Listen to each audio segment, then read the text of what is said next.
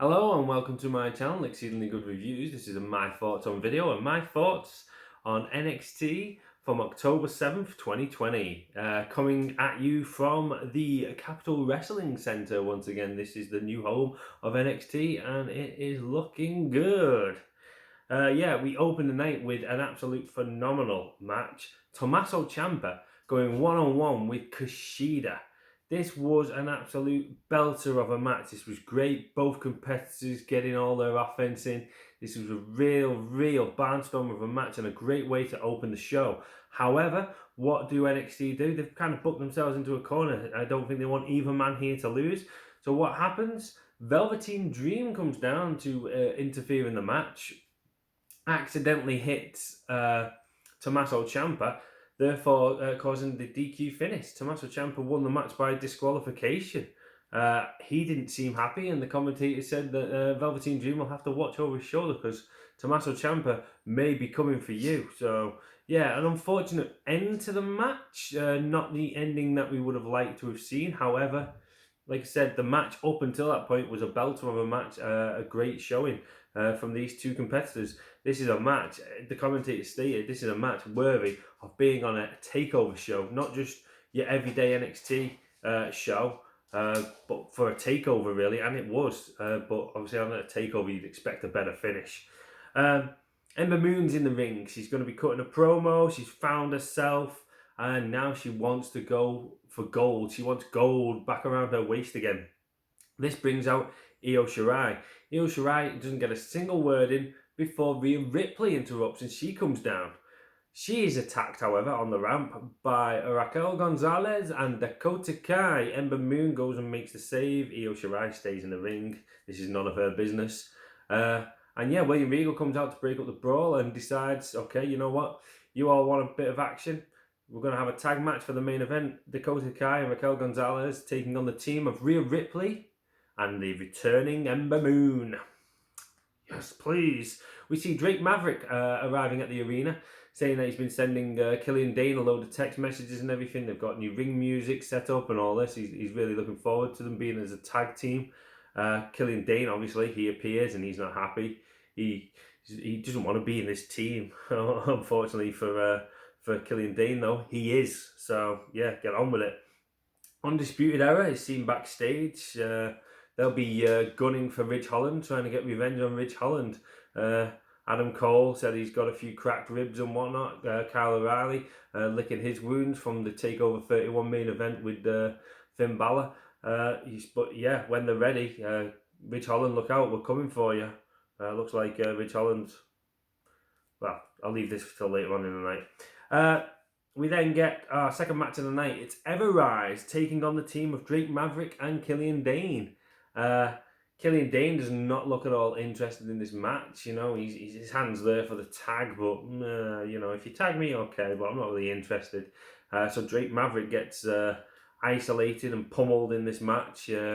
Everrise on top until a little incident happens and one of them decides to call him a fat oaf or something along those lines. You're a fat imbecile, a fat oaf to Killian Dane. This fires Killian Dane up, who gets on top and ends up using Drake Maverick as a weapon.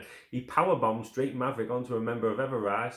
Drake Maverick stays there and pins the Everrise member for the win for their match. I've got to say here, the entrance music, the theme music that Drake Maverick has picked for them is hilarious. I love it. It's excellent. Killian Dane obviously is not impressed with it, but I am. I like it. It's fun. You get that playing in the background. Killian Dane decides to knock out Drake Maverick, but as the team, he hoists him over his shoulder and escorts him out the ring. You get Drake Maverick giving a little thumbs up. Good old Drake Maverick. I like this team. It's another comedy value team, but I'd like to see where they can go with it. So far it's been really enjoyable, and like I said, this theme music, check it out because it'll make you chuckle. It made me chuckle. There's no imposters, by the way, at ringside for the announced team today. We get to see Vic Joseph and Wade Barrett is with him. Beth Phoenix obviously is still doing the commentary remotely, but there's no imposter for her. The two people at the commentary table, Wade Barrett is the Thank God they got rid of the imposters. I hated those, and I don't know why. I just didn't like it. Video package for Toni Storm, hyping her up her return. We then see the Garganos. They're out walking the dog in matching tracksuits. Candice LeRae in her pink one, Poison Pixie, and Johnny Gargano in his blue one. The matching themes and whatnot. I loved it. They arrived back home, and there's a telly waiting for them. It's been sent from Indy Hartwell. Okay, let's check this out. So they take it into the house. We'll find out more later. Third match of the night. It's Austin Theory taking on Leon Ruff. Leon Ruff. Made me think of Leo Rush, but it's Leon Ruff. Takes on him. Leo Ruff is very agile, bouncing around on those ropes like a little pinball. Bing, bing, bing, bing, bing. He was great. But ultimately, Austin Theory catches him, pins him, gets the win. Austin Theory finally gets a win since he's returned back to NXT. Austin Theory, he says this is just a warm up, basically, and this leads to Dexter Lumis appearing. Dexter Lumis comes out, and they have a match. The referee's in the ring and it makes it official. It's Dexter Lumis taking on Austin Theory, who's just competed. Austin Theory actually impresses here. He's just had a match. Granted, it was a short match, but he's just had a match and he's holding his own. If anything, he's dominating for periods in this match against Dexter Lumis. But ultimately, Dexter Lumis locks in his submission lock. Austin Theory does not tap though; he passes out. But Dexter Lumis wins the match. It's what occurs after this. Cameron Grimes, out of nowhere, cave in on Dexter Lumis. Cameron Grimes telling Dexter Lumis, when I ask you a question, you answer me. Hinting to the fact that TakeOver 31, was it TakeOver 31? No, it wasn't. So it was the previous week's NXT. Cameron Grimes wanted to know where William Regal is, and Dexter Lumis didn't answer him. So yeah, that's where this feud originated, and I imagine we'll get repercussions for this cave-in from Cameron Grimes in the coming weeks. We get a look at the NXT TakeOver 31, the main event, the build-up to it, the match itself, highlights from the match itself, and the repercussions, the aftermath of the match with Finn Balor with a double fracture in his jaw and everything, and Kyle O'Reilly with the injury to his midriff and whatnot. Wade Barrett thinks that these two could be out of action for quite some time. This match, if you can check it out, if you can find it, I highly recommend that you do and check it out, watch it. It is a belter of a match. As you would expect for a TakeOver main event, it was the show stealer. It was amazing. Superstar profiles are done now by Burger King, apparently. The Whopper from Burger King. They're doing superstar profiles now for NXT. Okay. They're sponsoring this show, Burger King. Okay. Ridge Holland comes to the ring. You see earlier on, he arrives at a Merc, and he got that Merc courtesy of Adam Cole. Had someone paid him off? Had someone bought him?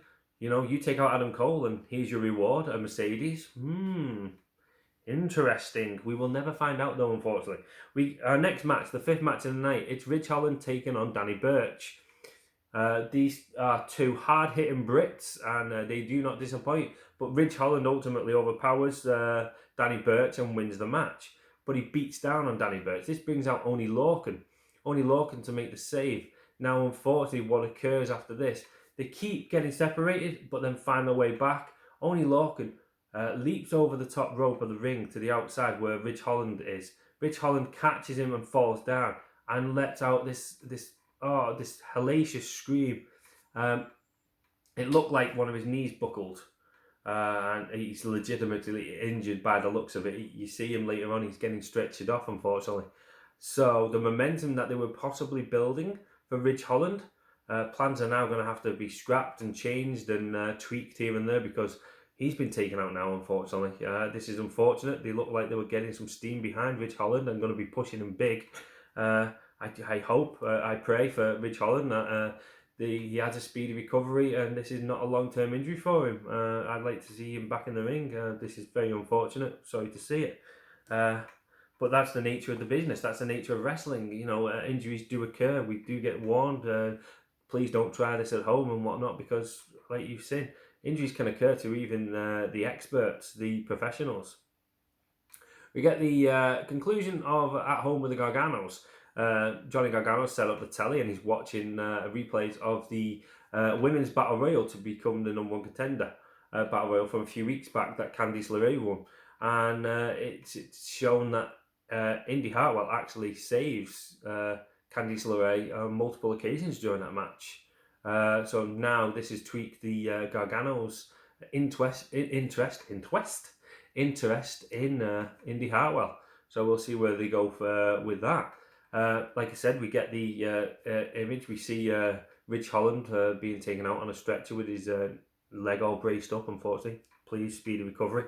Shotzi Blackheart comes out in her Halloween-themed tank. Love that she comes out in the tank, but now she's Halloween-themed it. She is the host of Halloween Havoc that NXT will be presenting in a few weeks' time. So, yeah, that was nice. But she's got a match here. It's Shotzi Blackheart taking on Xia Li. And this was a very, very quick match. Shotzi Blackheart ends up winning the match.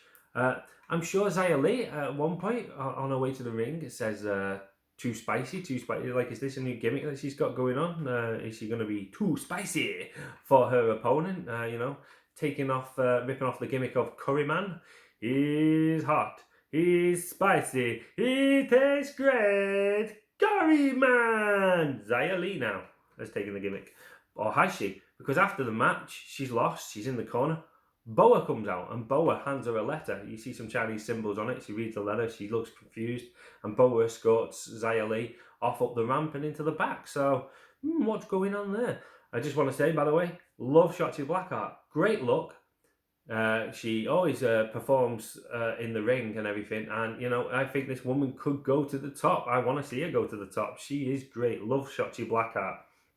And we finally get our main event of the night. Final match of the night. It was made earlier. It's Dakota Kai and Raquel Gonzalez teaming up to take on Rhea Ripley and the returning Ember Moon. This as well was an absolute belter of a match. This was just absolutely amazing. There's lots of action. Everyone's getting involved.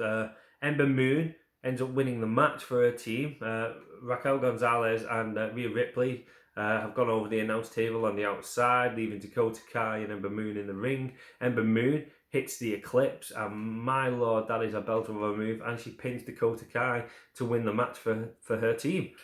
Great win for Ember Moon on her return to NXT. This was a belter of a match, an absolute barnstorm of a match, and Dakota Kai takes some bloody hard bumps in this match. I mean, there's one point with a power bomb. I think it looks like it goes a bit wrong. Ember Moon power bombing Dakota Kai. Some of the kicks and punches that she takes, she does not half take a bump, and she does not half sell that bump. This looked great. This is my star match of the night. It would have been the first match of the night, Tommaso Ciampa against Kushida. However, I didn't like the finish to that match. This match at least had a legit finish.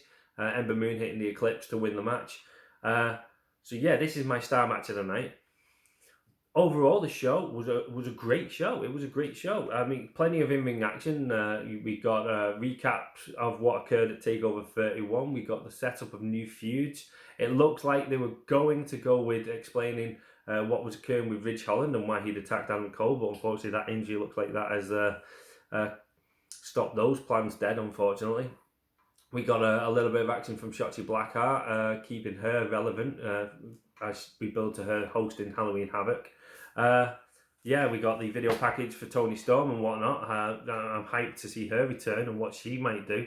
Austin Theory finally got a win. Dexter Lumis is back in action. Drake Maverick and Killian Dane as a tag team. Love it. The theme music, check it out. It was great. It was funny. My only downside would be, where are the NXT Tag Team Champions? Where are Fandango? If they're out because of coronavirus, COVID-19 related issues, then please just announce it. Let us know. I mean, they were building to a #1 contenders match, weren't they? Where's that at? What's going on with that? When's that going to occur? So that would be my only downside, that we didn't get to see the NXT Tag Team Champions, and we didn't get to see anything for the Cruiserweight Championship either. Santos Escobar retaining the title at TakeOver 31. I would have liked to have seen something to do with him. We got to see everyone else. Damien Priest, I was going to say Punishment Martinez, his old name. Damien Priest cuts a promo backstage about him retaining his NXT North American Championship. We got to see a recap of the main event. Io Shirai was on the show. Kushida was on the show and whatnot. Velveteen Dream interfering in there. So we got everything else that we would want to see from Takeover 31, carrying over from Takeover 31. But where was the Cruiserweight Championship? And where are the NXT Tag Team Champions? If you know, let me know in the comments. Anyway, yeah, so it was a great show overall. Those are my thoughts on the show though. What are yours? Let me know in the comments. Like this video. Hit the subscribe button. Thanks for watching. Stay safe. Stay classy.